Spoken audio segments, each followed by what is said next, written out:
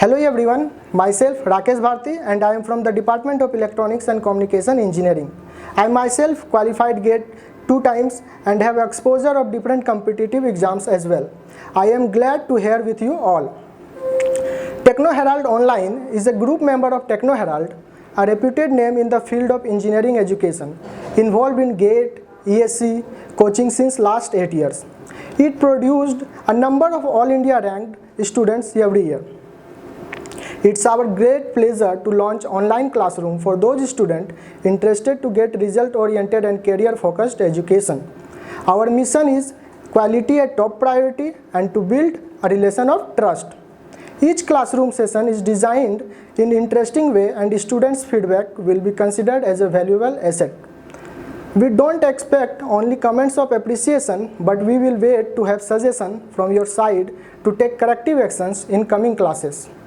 In the course, the whole syllabus is covered in attractive way which will motivate you to be attentive.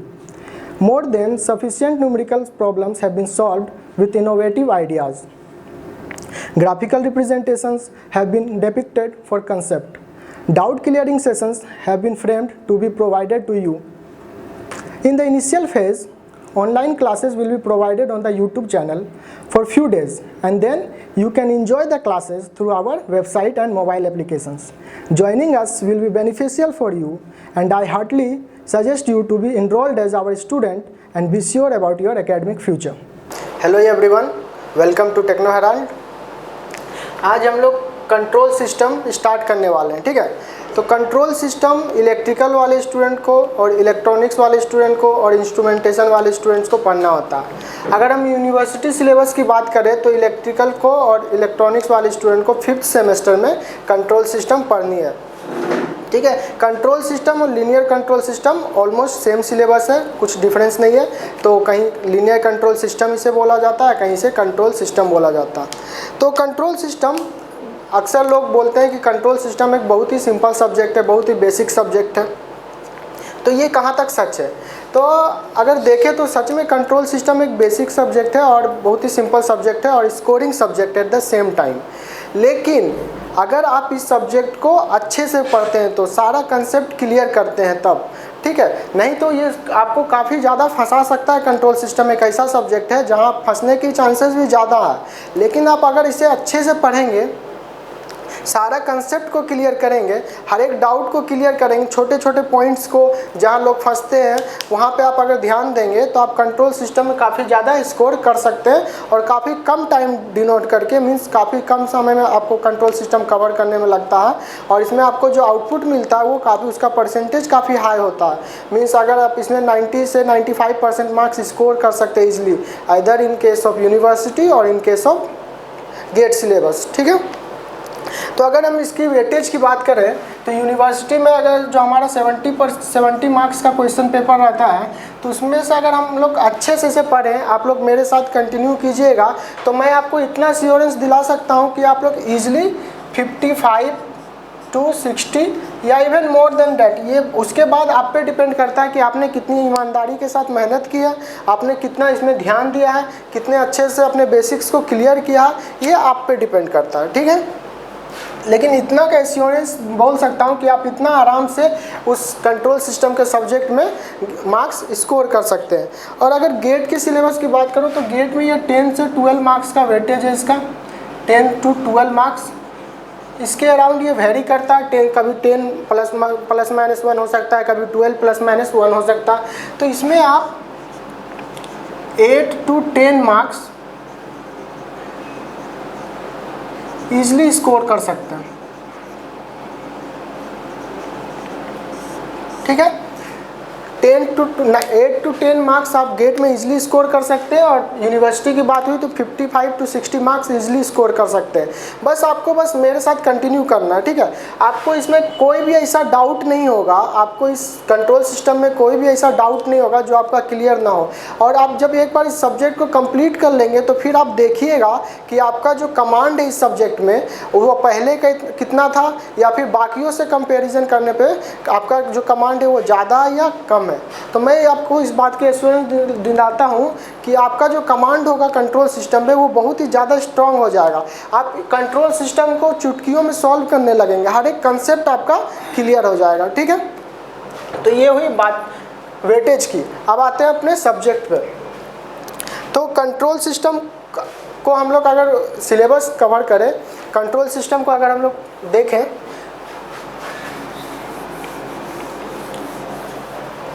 ठीक है, तो control system में क्या क्या पढ़ना है हमें। सबसे पहले तो हम डील करेंगे बेसिक्स। ठीक है, सबसे पहले क्या डील करेंगे हम लोग, बेसिक्स। तो बेसिक्स में वो सारी चीज़ें होंगी जो हमें फर्दर आगे जब हम लोग कंट्रोल सिस्टम को कंटिन्यू करेंगे तो उसमें हेल्पफुल होगा। ठीक है, जैसे ओपन लूप सिस्टम क्या होता है, कंट्रोल क्लोज लूप सिस्टम क्या होता है, फीडबैक क्या होता है, कितने तरह के फीडबैक होते हैं, positive feedback, negative feedback, gain of the system क्या होता है, ठीक है, सिग्नल फ्लो ग्राफ क्या होता है, ये सब क्या होता है बेसिक्स में आते हैं। ठीक है, सेकेंड जो आता है वो हमारा आता है ब्लॉक डायग्राम।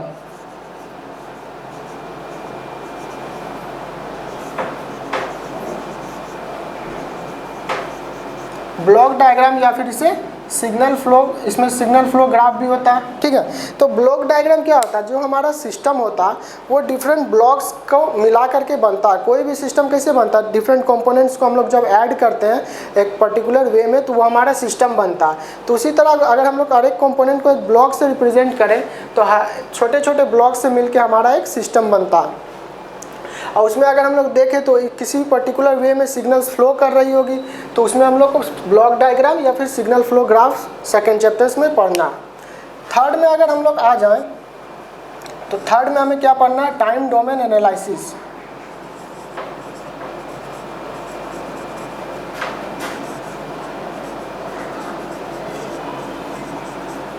ठीक है, थर्ड में क्या हो जाएगा, टाइम डोमेन एनालिसिस। तो टाइम डोमेन एनालिसिस में अगर हम लोग दो पार्ट में से बांट दें, एक तो हो गया हमारा ट्रांजिएंट वाला पार्ट, ठीक है, दूसरा हो गया स्टेडी स्टेट वाला पार्ट। पहला हो गया transient and next one is steady state. तो ट्रांजिएंट की बात करें तो ट्रांजिएंट हमें क्या बताता है, ट्रांजिएंट बताता है स्पीड ऑफ द सिस्टम।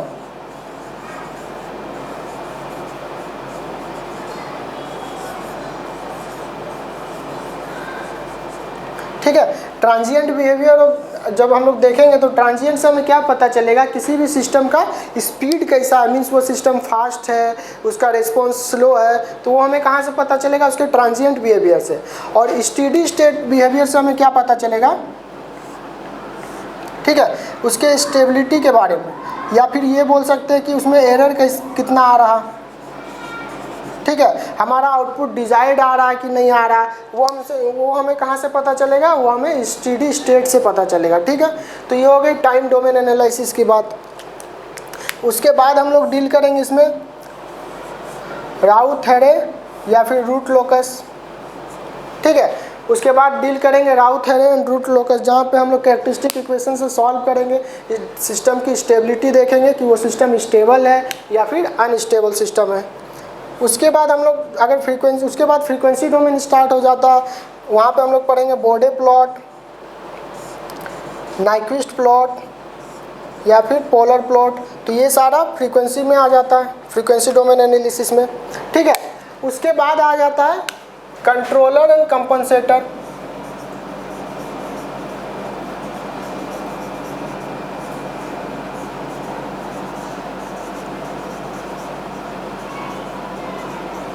ठीक है, कंट्रोलर एंड कंपनसेटर आ जाता है। तो कंट्रोलर एंड कंपनसेटर हम लोग किसी भी सिस्टम में, अगर मान लीजिए कोई भी सिस्टम है उसका गेन मतलब कुछ कम है, तो हम लोग उसके अपने हिसाब से अगर उसका गेन चेंज करना चाहें या उसकी स्टेबिलिटी अगर अनस्टेबल है तो उसकी स्टेबिलिटी चेंज करना चाहें, तो वहाँ पे हम क्या करते हैं, कंट्रोलर एंड कंपनसेटर ऐड करते हैं और सिस्टम का बिहेवियर अपने अकॉर्डिंग चेंज करने की कोशिश करते हैं।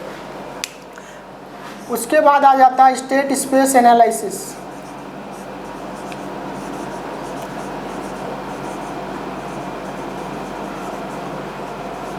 ठीक है, उसके बाद हम लोग देखेंगे स्टेट स्पेस एनालिसिस, जहाँ कि हम लोग डायनेमिक बिहेवियर पे ज़्यादा फोकस करेंगे।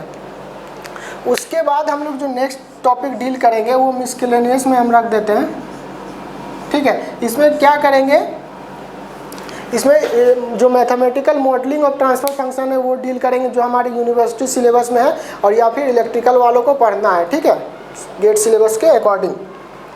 तो इन सारे टॉपिक्स को हम लोग को अच्छे वे में डील करना है, ताकि हमारा जो कमांड और कंट्रोल सिस्टम है वो इतना स्ट्रॉन्ग हो जाए कि हमसे कोई भी क्वेश्चंस छूटे ना एग्ज़ाम में, चाहे वो यूनिवर्सिटी का एग्ज़ाम हो या फिर चाहे वो कोई भी कॉम्पिटिटिव एग्ज़ाम हो। तो ये हमारा हो गया रोड मैप, ठीक है, कंट्रोल सिस्टम का। किसी भी सब्जेक्ट का हम लोग पहले क्या देखते हैं कि हमें उसमें क्या क्या पढ़ना है, तो ये सारे टॉपिक्स हमें क्या करनी है, कवर करनी है कंट्रोल सिस्टम में, ठीक है। तो सबसे पहले हम लोग कहाँ से स्टार्ट करेंगे, बेसिक से। चलिए,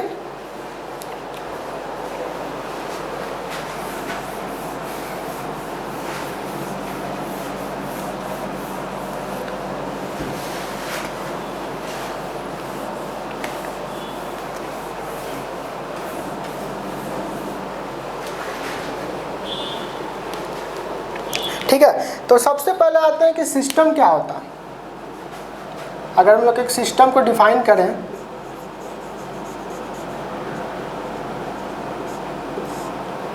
ठीक है, सिस्टम होता क्या। अगर हम लोग सिस्टम को बोले कि the arrangement of components, the arrangement of components to give the output is known as system, ठीक है। अगर हम लोग सिंपल वे में समझना चाहें कि सिस्टम क्या, it is the arrangement of components, different components का अरेंजमेंट है, ठीक है, जो कि हमें आउटपुट प्रोवाइड करता है, उसे हम लोग क्या बोलते हैं, सिस्टम।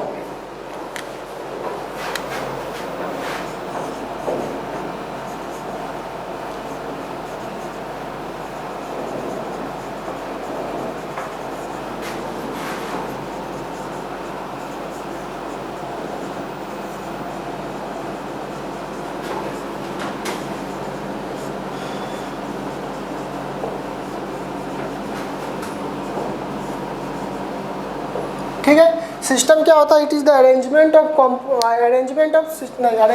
कंपोनेंट। सिस्टम क्या होता है, अरेंजमेंट ऑफ कंपोनेंट्स, ठीक है, टू गिव द आउटपुट, ठीक है। कोई भी सिस्टम है, ठीक है, जब हम लोग उसको उसमें डिफरेंट कंपोनेंट्स को अरेंज करते हैं टू गिव द आउटपुट, तो उसे हम लोग क्या बोलते हैं, सिस्टम। जैसे कि हमारा फैन है, फैन में हमारा मोटर लगा हुआ है, कैपेसिटर लगा हुआ है, ठीक है, ब्लेड्स लगा हुआ है, और फिर हम लोग इसे वायर से कनेक्ट करते हैं, स्विच से। तो ये हमारा क्या हो गया, ये फैन पूरा एक सिस्टम हो गया। जब हम लोग ऑन करेंगे तो ये पंखा चलने लगेगा अपने आप, ठीक है। तो ये क्या हो गया, सिस्टम हो गया। तो सिस्टम में क्या होता है, जो आउटपुट होता है, the output may or may not be desired output। Desired output, जो हमारा जो आउटपुट मिल रहा है उस सिस्टम से, वो मे और मे नॉट भी डिजायर्ड आउटपुट हो सकता है। मींस जो हमें डिजायर्ड आउटपुट चाहिए, जितना हमें आउटपुट चाहिए, जिस अकॉर्डिंग हमें आउटपुट चाहिए, उस अकॉर्डिंग में हो सकता है कि जो हमारा सिस्टम हो वो डिलीवर ना कर रहा हो, उस अकॉर्डिंग हमारा सिस्टम हो सकता है डिलीवर ना कर रहा हो, ठीक है। ये एग्जाम्पल हो गया, ठीक है, कोई भी फैन, ठीक है, ये क्या हो गया, एक सिस्टम।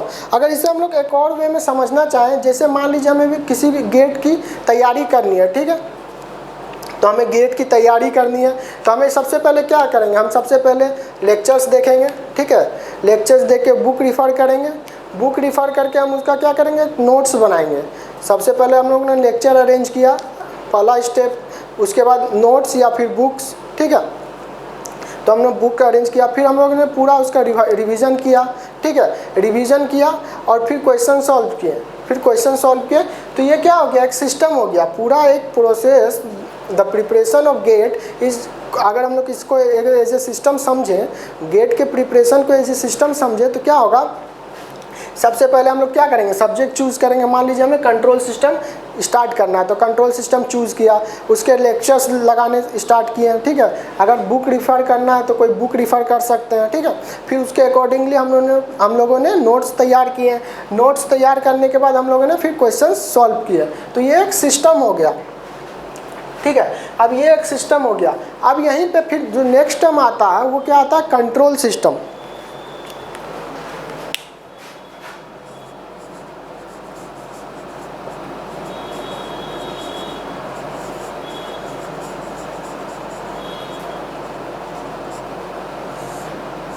ठीक है। नेक्स्ट टर्म जो आती है कंट्रोल सिस्टम। तो कंट्रोल सिस्टम क्या होता है,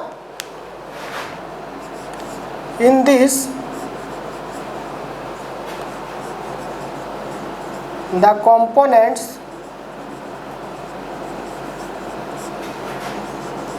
are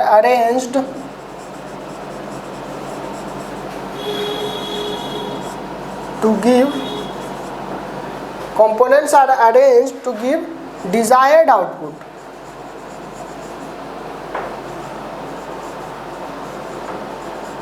ठीक है, तो इसमें क्या होता है, जो कंपोनेंट्स आर अरेंज होते हैं वो डिजायर्ड आउटपुट देते हैं। ठीक है, मतलब जितना हमें आउटपुट चाहिए, जो हमारा रिक्वायरमेंट है, हमें एग्जैक्टली वही मिलेगा। ठीक है, तो कंट्रोल सिस्टम और सिस्टम में यही डिफरेंस है। सिस्टम में क्या होता है, हमें आउटपुट तो मिलेगा, लेकिन ये हो सकता है कि जो हमारा आउटपुट मिल रहा हो किसी सिस्टम से वो डिज़ायर्ड ना हो। ठीक है, वो डिज़ायर्ड ना हो। लेकिन हमारा जो कंट्रोल सिस्टम होता है, कंट्रोल सिस्टम में जो हमें आउटपुट मिलता है वो हमेशा डिज़ायर्ड आउटपुट मिलता है। ठीक है, वो हमेशा डिज़ायर्ड आउटपुट मिलता है। जैसे अभी हम लोग ने एक एग्जाम्पल लिया था गेट का प्रिपरेशन के लिए। सबसे पहले हमें गेट के प्रिपरेशन के लिए क्या हुआ कि मैंने कोई सब्जेक्ट चूज़ किया, मान लीजिए कंट्रोल सिस्टम हमने चूज़ किया। कंट्रोल सिस्टम चूज़ करने के बाद लेक्चर्स देखे, उसके बाद नोट्स बनाए हम लोगों ने, और उसके बाद क्वेश्चन सॉल्व किया। यहाँ तक हो गई कहानी सिस्टम की। अब क्या होगा कि मान लीजिए क्वेश्चन सॉल्व कर दिया, अब इतना कुछ कर लिया, इससे क्या हमारा गेट एग्ज़ाम क्लियर हो जाएगा? इससे क्या हमारा गेट एग्ज़ाम क्लियर हो जाएगा? नहीं। तो इसके लिए हमें क्या चाहिए, एक फीडबैक देना चाहिए। ठीक है, हमें जो आउटपुट मिल रहा वो हमें अगर डिज़ायर्ड नहीं मिला तो हम क्या करेंगे, एक फीडबैक कनेक्ट करेंगे जो हमें फिर से हमारे जो इनपुट को बताएगा, हमारे कंट्रोलर को बताएगा कि ये डिज़ायर्ड आउटपुट नहीं है, इसे डिज़ायर्ड आउटपुट चाहिए। तो वो फीडबैक क्या हो जाएगा, वो हमारा हो गया टेस्ट सीरीज़। जब हम लोग ने सब कुछ प्रिपेयर कर लिया, फिर हमने टेस्ट सीरीज़ दिए। टेस्ट सीरीज़ जब हम लोग को टेस्ट देते हैं तो हमें अपना पता चलता है कि हमारा कितना कैपेसिटी है, हम कितना स्कोर कर पा रहे हैं, कहाँ हम लैग कर रहे हैं। ठीक है, बाकी स्टूडेंट कहाँ अच्छा कर रहे हैं, मैं बाकी से कहाँ लैग कर रहा हूँ, मेरी फॉल्ट्स क्या क्या है, मेरी मिस्टेक्स क्या क्या हैं। तो हम वो सब मिस्टेक्स को फिर क्या करते हैं, कवर अप करने की कोशिश करते हैं और फिर से टेस्ट देते हैं। फिर हमें जो मिस्टेक्स मिलती है फिर उससे हम लोग फिर से टेस्ट देते हैं, फिर मिस्टेक्स को हाईलाइट करते हैं, फिर से टेस्ट देते हैं। तो ऐसा करते करते एक टाइम आएगा जब आपका डिज़ायर्ड आउटपुट मिलने लगेगा। ठीक है, एक टाइम के बाद आपको जो आउटपुट है वो डिज़ायर्ड आउटपुट मिलने लगेगा। तो ये इस सिस्टम को हम लोग बोलते हैं कंट्रोल सिस्टम। ये जो पूरा सिस्टम हम लोगों ने अभी देखा वो कंट्रोल सिस्टम। यहाँ पे अगर हम लोग एग्जांपल बात करें रियल लाइफ की, तो हम लोग एग्जांपल ले सकते हैं एसी की। ठीक है, एसी में क्या होता है, हम एक रेफरेंस इनपुट उसको दे देते हैं। ठीक है, मान लीजिए हमें 25 डिग्री सेल्सियस चाहिए, तो हम उसको क्या देते हैं, उसे एसी को बता देते हैं कि हमें 25 डिग्री सेल्सियस रूम का टेम्परेचर चाहिए। तो पहले हम लोग रेफरेंस इनपुट उसे रिमोट से दे देते हैं। ठीक है, तो अब एसी क्या करता है, धीरे धीरे रूम का टेम्परेचर को कम करते जाता है, कम करते जाता है, कम करते जाता है। उसने थोड़ा सा रूम का टेम्परेचर को कम किया, उसे 25 मिला, वो कंपेयर करेगा कि क्या अभी मेरा आउटपुट जो आ रहा है वो 25 डिग्री सेल्सियस है। तो वो देखेगा कि नहीं, अभी 25 डिग्री सेल्सियस नहीं है, अभी और कम करना। तो फिर से वो क्या करेगा, फिर से उस टेम्परेचर को कम करते जाएगा। फिर मान लीजिए उसने देखा कि क्या 25 डिग्री सेल्सियस हुआ, नहीं अभी भी 30 है या 28 है, फिर उस टेम्परेचर को और कम करेगा। तो एक टाइम के बाद क्या हो जाएगा, रूम का टेम्परेचर 25 डिग्री सेल्सियस हो जाएगा। उसके बाद वो हमारा टेम्परेचर स्टेबल हो जाएगा। मीन्स अब जो रूम का टेम्परेचर है वो 25 डिग्री सेल्सियस है और जो हमारा एसी जो आउटपुट दे रहा है वो भी 25 डिग्री सेल्सियस दे रहा। तो ये क्या हो गया, ये कंट्रोल सिस्टम हो गया। मीन्स हम लोगों ने इसको क्या किया, हमारा जो आउटपुट है वो हमारा डिज़ायर्ड आउटपुट है, हम वो आउटपुट ही चाहते हैं। ठीक है, तो ये सिस्टम क्या हो गया, कंट्रोल सिस्टम। ठीक है, तो एक होता है ये सिस्टम और एक होता है कंट्रोल सिस्टम। तो ये हम लोग ने देख लिया सिस्टम क्या होता है, कंट्रोल सिस्टम क्या होता है। अब चलिए आगे प्रोसीड करते हैं। तो हम लोगों ने देखा कि अब सिस्टम क्या होता है, कंट्रोल सिस्टम क्या होता है। तो हम पूरे कंट्रोल सिस्टम को दो पार्ट में पढ़ेंगे, एक फ्रीक्वेंसी एनालिसिस में और एक टाइम डोमेन एनालिसिस में। तो अगर पूरा किसी भी सिस्टम का कंप्लीट बिहेवियर जानना है किसी भी सिस्टम का कंप्लीट बिहेवियर जानना तो हम उसके लिए सबसे बेस्ट टेक्निक होता है टाइम डोमेन, क्योंकि टाइम डोमेन में क्या होता है, हमें ट्रांजिएंट बिहेवियर भी पता चलता है, स्टेडी स्टेट बिहेवियर भी पता चलता है और उसका स्टेबिलिटी भी पता चलता है। ठीक है, किसी भी सिस्टम का अगर हमें एनालिसिस करना है, कंप्लीट एनालिसिस करना है, तो उसके लिए सबसे बेस्ट टेक्निक क्या होती है, सबसे बेस्ट टेक्निक होती है टाइम डोमेन एनालिसिस। क्योंकि टाइम डोमेन एनालिसिस में हमें क्या क्या पता चल जाएगा, उस सिस्टम का ट्रांजिएंट बिहेवियर पता चल जाएगा, उसका स्टेडी स्टेट बिहेवियर पता चल जाएगा, उस सिस्टम की स्टेबिलिटी पता चल जाएगी। ठीक है, तो हमारा टाइम डोमेन में ये तीनों चीज़ पता चल जाएगा। लेकिन अगर हमें सिर्फ स्टेबिलिटी जानना है, किसी भी सिस्टम का स्टेबिलिटी जानना है, तो उसके लिए बेस्ट टेक्निक होता है फ्रीक्वेंसी डोमेन एनालिसिस। उसके लिए कौन सी बेस्ट टेक्निक होती है, फ्रीक्वेंसी डोमेन एनालिसिस। तो ये आप चाहें तो नोट कर सकते हैं कि time domain analysis is used when we want to know the complete behavior of the system. Time domain analysis is used when we want to know the complete behavior of the system, that is transient, steady state and stability of the system. But when the frequency domain analysis is used when we want to know the stability of the system. अगर सिर्फ हमें stability जानना है तो उसके लिए best technique रहती है फ्रीक्वेंसी डोमेन एनालिसिस। बट अगर हमें सिर्फ पूरा कंप्लीट बिहेवियर जानना है किसी सिस्टम का, तो उसके लिए बेस्ट टेक्निक क्या होती है, टाइम डोमेन एनालिसिस। ठीक है, अब हम लोग क्या डिस्कस कर रहे थे, सिस्टम और कंट्रोल सिस्टम। अब किसी भी सिस्टम को हम लोग अगर क्लासीफाई करें on the basis of control है, तो उसे हम लोग क्या बोल सकते हैं, दो पार्ट में डिवाइड कर सकते हैं।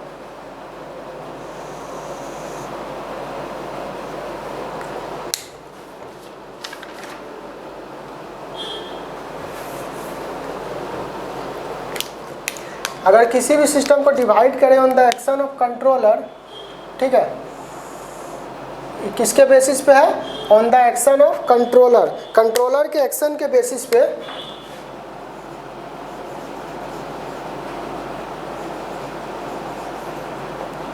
Classification of system. ठीक है, on the basis of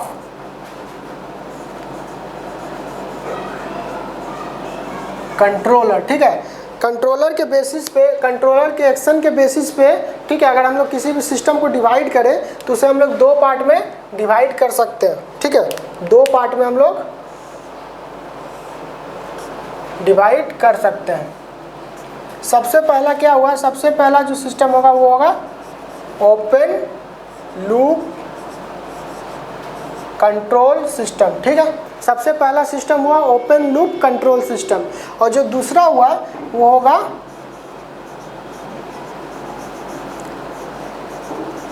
closed loop control system.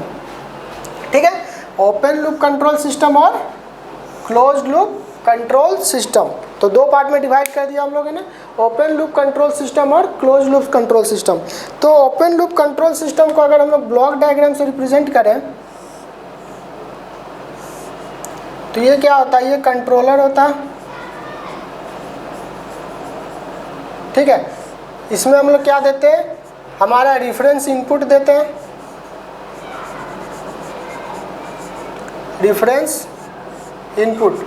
यहाँ हम लोग ने कंट्रोलर में क्या दिया, रेफरेंस इनपुट दिया, और इसके बाद एक ब्लॉक रहता है जो उस इनपुट को प्रोसेस करता,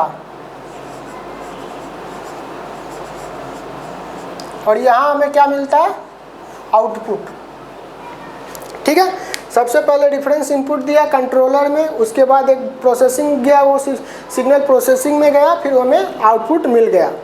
और वहीं अगर हम लोग क्लोज लूप सिस्टम की बात करें तो यहाँ क्या होता है, यहाँ भी कंट्रोलर होता है, उसके बाद ये प्रोसेस होता है, उसके बाद ये आउटपुट मिलता है।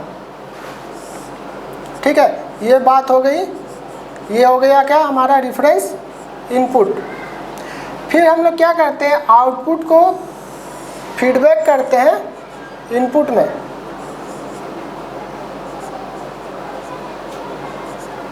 ठीक है, ये क्या हो गया हमारा कंट्रोलर।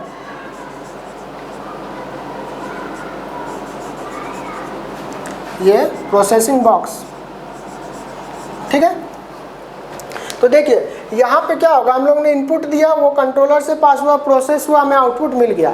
लेकिन क्लोज लूप सिस्टम में क्या होगा, हम लोग ने रेफरेंस इनपुट दिया, वो कंट्रोलर से पास हुआ, प्रोसेस से पास हुआ, आउटपुट मिला। अगर हमें वो आउटपुट डिजायर्ड आउटपुट नहीं है तो वो फिर से क्या आएगा, एक फीडबैक पाथ के थ्रू इनपुट में आ जाएगा, फीडबैक पाथ के थ्रू इनपुट में आएगा। फिर वहाँ रेफरेंस इनपुट से कंपेयर करेगा जो आउटपुट हमें डिजायर्ड आउटपुट है या नहीं है। जैसे हम लोगों ने एसी का एग्जांपल लिया था, एसी में हम लोग ने रेफरेंस इनपुट दिया, मान लीजिए उसे 25 डिग्री सेंटीग्रेड पे सेट कर दिया। अब पहले क्या करेगा, जब एसी चलना स्टार्ट हुआ तो टेम्परेचर को, रूम टेम्परेचर को कम करेगा। अब टेम्परेचर हो गया 30 डिग्री सेल्सियस, मान लीजिए यहाँ में 30 डिग्री मिला, तो अब वो देखेगा कि हमें कितना पे सेट करना था, हमें 25 डिग्री पे सेट करना था।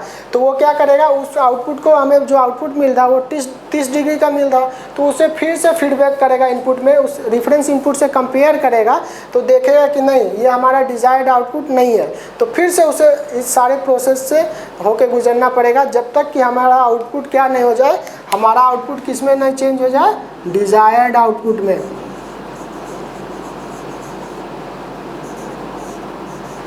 ठीक है, फिर हमारा जो आउटपुट आएगा इन सारे प्रोसेस के बाद वो क्या आएगा, डिजायर्ड आउटपुट। ठीक है, यहाँ तक समझ गए। चलिए आगे बढ़ते हैं। चलिए अगर हम लोग control loop system, open loop system का डेफिनेशन देखना चाहें,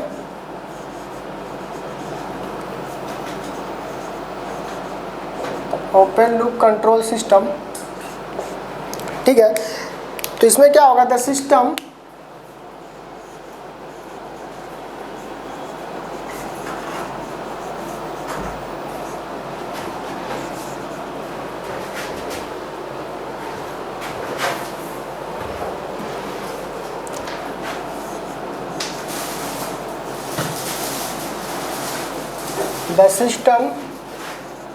in which controller action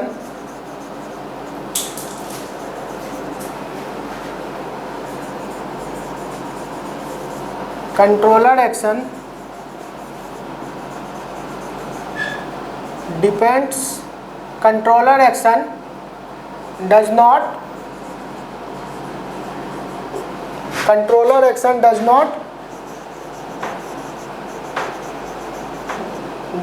depends on output। ठीक है, ओपन लूप कंट्रोल सिस्टम क्या होगा, ऐसा कंट्रोल सिस्टम जिसमें जो हमारा आउटपुट है वो जो हमारा कंट्रोलर का एक्शन है वो आउटपुट पर डिपेंड नहीं कर रहा। ठीक है, उसने एक बार प्रोसेस करके दे दिया और आउटपुट मिल गया। ठीक है, बात खत्म। हम लोग ने इसका एग्जांपल देखा था, जैसे फैन वगैरह हो गया, इसका एग्जांपल हो गया। तो ये क्या हुआ, the system in which controller action does not depend on output, वो आउटपुट पे डिपेंड नहीं करता है। ठीक है, उसने एक बार रेफरेंस इनपुट कंट्रोलर को मिला, उसने उसको प्रोसेस किया और आउटपुट दे दिया। अब उसे उस आउटपुट से कुछ लेना देना नहीं है। ठीक है, अब उसे कुछ लेना देना नहीं है कि वो आउटपुट डिजायर्ड आउटपुट है या फिर हमारा अनडिजायर्ड आउटपुट है। वहीं अगर हमने क्लोज लूप कंट्रोल सिस्टम देखें,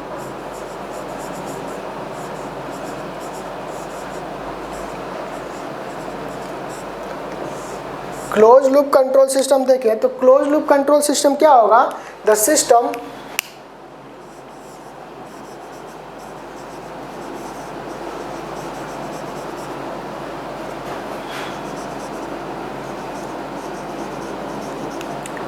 in which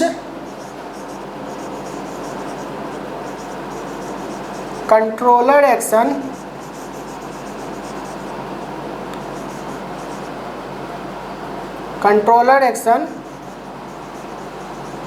depends on output। ठीक है, क्लोज लूप कंट्रोल सिस्टम क्या होगा, the system in which controller action depends on output. वो आउटपुट पे डिपेंड होगा क्योंकि हमारा आउटपुट फीडबैक होके फिर से जाके रेफरेंस इनपुट से कंपेयर हो रहा और फिर वहाँ से हमें पता चल रहा कि हमारा जो एरर आ रहा उसमें आउटपुट में कुछ एरर है कि नहीं, या फिर अगर डिजायर्ड आउटपुट है तो एरर नहीं आएगा, अनडिजायर्ड आउटपुट है तो एरर आएगा।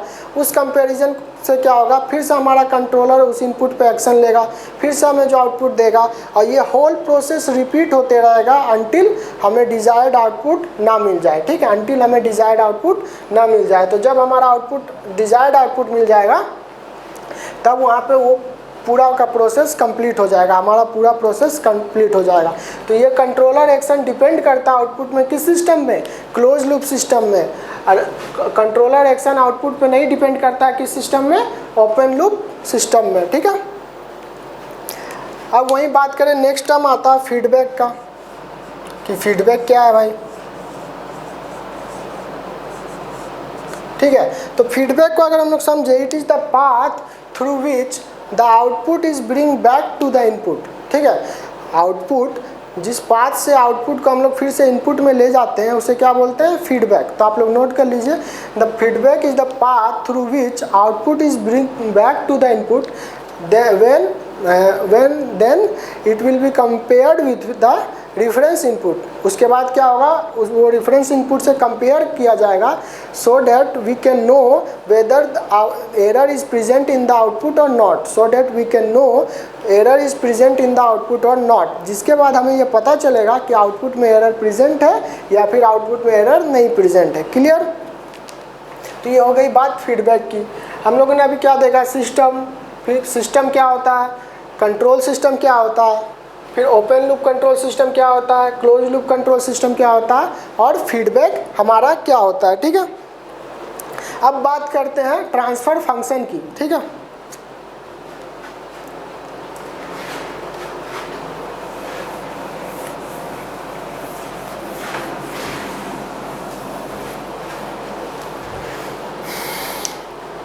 तो ट्रांसफर फंक्शन को जानने से पहले हमें क्या जानना होगा कि हमारा जो ऑर्डर होता है सिस्टम का वो कैसे पता चलता है। ऑर्डर ऑफ द सिस्टम पता चलता है number of storing element present in the circuit, ठीक है।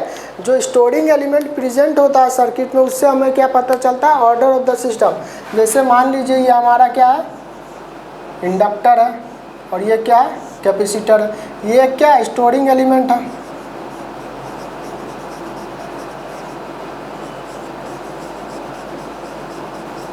ठीक है। ये भी क्या है, स्टोरिंग एलिमेंट,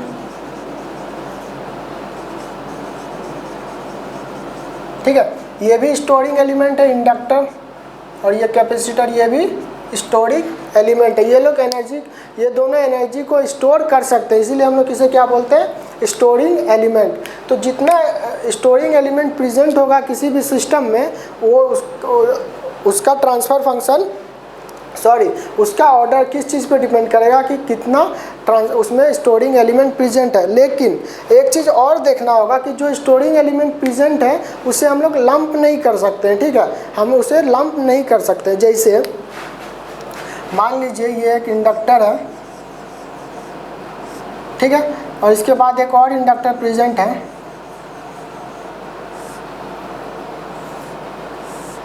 और इसके पैरेलल में एक और इंडक्टर प्रेजेंट है, ठीक है। तो इसमें कितने टोटल स्टोरिंग एलिमेंट प्रेजेंट है, 3। तो क्या इसका ऑर्डर 3 हो जाएगा, नहीं, इसका ऑर्डर 3 नहीं होगा, इसका ऑर्डर 1 ही रहेगा। 1 क्यों रहेगा, क्योंकि हम लोग इस तीनों इंडक्टर के इक्विवेलेंट एक सिंगल इक्विवेलेंट इंडक्टर लगा सकते हैं। इसके इक्विवेलेंट हम क्या कर सकते हैं, एक सिंगल इंडक्टर लगा सकते हैं जो L इक्विवेलेंट हो जाएगा। ये तीनों का, ये L1 है, ये L2 है, ये L3 है, इन तीनों का इक्विवेलेंट हो जाएगा, ठीक है। तो यहाँ पे ऑर्डर क्या रह जाएगा, 1 ही रह जाएगा। तो हमें क्या ध्यान देना है, जो भी स्टोरिंग एलिमेंट प्रेजेंट है हम लोग उसे मिनिमाइज़ नहीं कर सकते। अगर सिंपल भाषा में समझे तो अगर हम लोग कभी भी L इक्विवेलेंट निकालते हैं, जैसे हमारे पास एक रजिस्टिव सर्किट है और हमसे कोई पूछे कि उसका R इक्विवेलेंट क्या होगा, इक्विवेलेंट रेजिस्टेंस इस सर्किट का क्या होगा, तो हम लोग उस पूरे सर्किट को सॉल्व करते हैं, जो हमारा आंसर आता है वो इक्विवेलेंट रेजिस्टेंस हो जाता है। उसी तरह जितने भी कैपेसिटर प्रेजेंट हैं, अगर उसको हम लोग एक साथ लंप कर पाएँ, ठीक है, तो हम लोग पहले उसे क्या करेंगे, एक साथ लंप कर देंगे। और उसी तरह जितने भी इंडक्टर प्रेजेंट है, अगर हम लोग उसको एक इक्विवेलेंट इंडक्टर में रिप्रेजेंट कर पाएँ तो हम उसको क्या करेंगे, इक्विवेलेंट इंडक्टर से रिप्रेजेंट कर देंगे। इसके बाद जितना स्टोरिंग एलिमेंट प्रेजेंट हो वो क्या देगा हमें, वो हमें ऑर्डर ऑफ द सिस्टम देगा, ठीक है। वो हमें क्या देगा, ऑर्डर ऑफ द सिस्टम। चलिए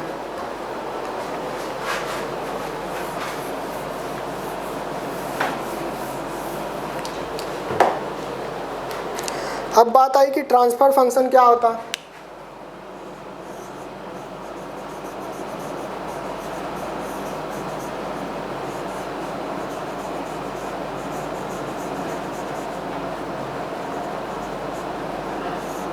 ठीक है, ये बात हुई ट्रांसफ़र फंक्शन की।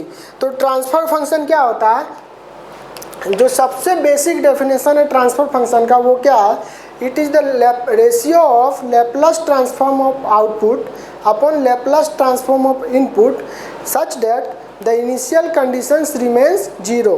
Initial conditions remains zero, initial conditions remains zero means क्या होता है कि जैसे हम लोगों को पता है कि जो कैपेसिटर होता है या फिर जो इंडक्टर होता है, ठीक है, ये इंडक्टर है और ये कैपेसिटर है, ठीक है, ये L ये C, ये क्या होता है, स्टोरिंग एलिमेंट होता है। ठीक है, तो मान लेते हैं इसमें कुछ ना कुछ एनर्जी स्टोर्ड है पहले से, इसमें ई नॉट, इसमें भी ई नॉट, मान लेते हैं कुछ ना कुछ ये एनर्जी स्टोर करके रखा है। ठीक है, इसमें कुछ ना कुछ एनर्जी स्टोर करके रखा है, तो वो एनर्जी जो इनिशियली स्टोर होती है वो नहीं होनी चाहिए, इनिशियली स्टोर्ड एनर्जी नहीं होनी चाहिए। ठीक है, तभी हम लोग क्या करेंगे, उसका ट्रांसफ़र फंक्शन फाइंड आउट कर सकते हैं।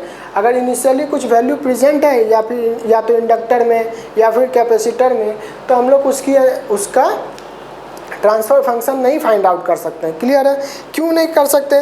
जब हम लोग ने सिग्नल एंड सिस्टम पढ़ा था वहाँ हम लोग ने एक टर्म देखा था LTI सिस्टम। क्लियर है, LTI सिस्टम,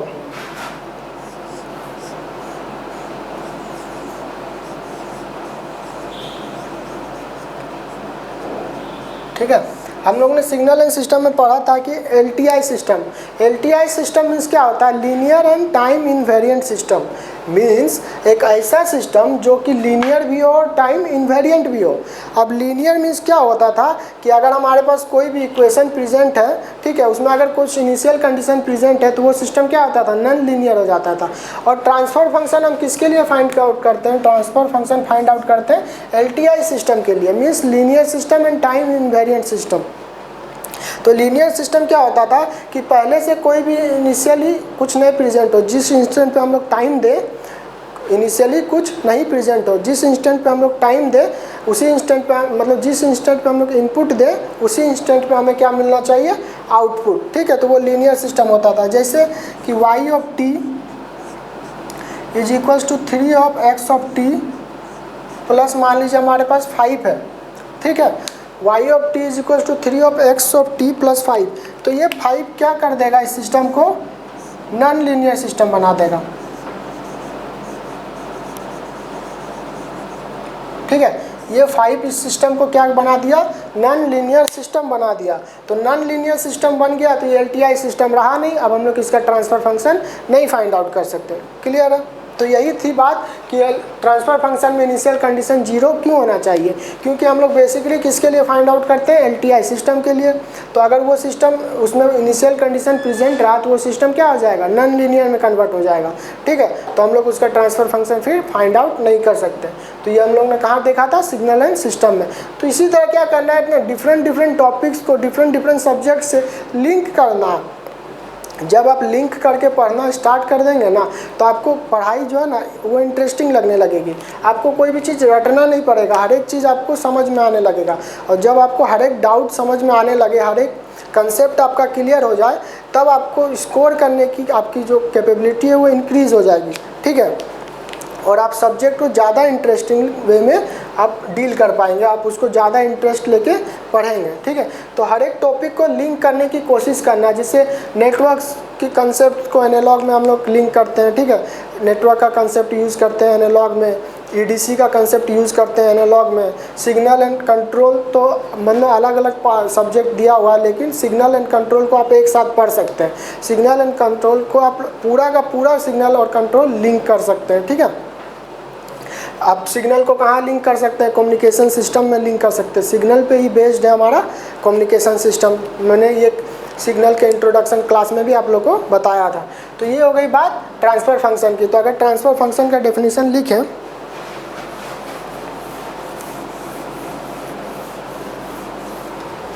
ठीक है, ट्रांसफ़र फंक्शन का डेफिनेशन लिखें तो ये हो जाएगा,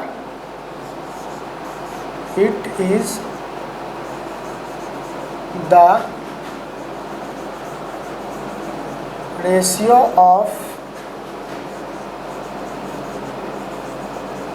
Laplace transform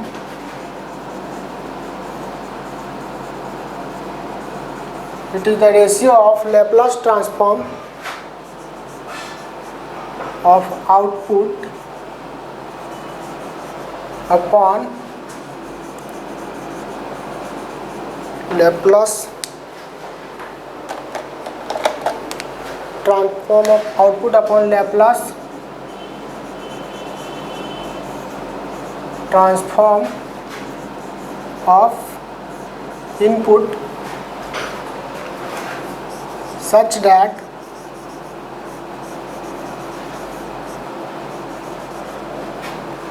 initial condition is 0। ठीक है, तो ये हमारा सबसे बेसिक डेफिनेशन हो गया किसका, कंट्रोल सिस्टम का। तो ट्रांसफर फंक्शन का। तो ट्रांसफर फंक्शन क्या बोलता है कि Laplace transform of output upon Laplace transform of input, ठीक है, and initial value must be 0। Initial value क्या होनी चाहिए, 0 होनी चाहिए।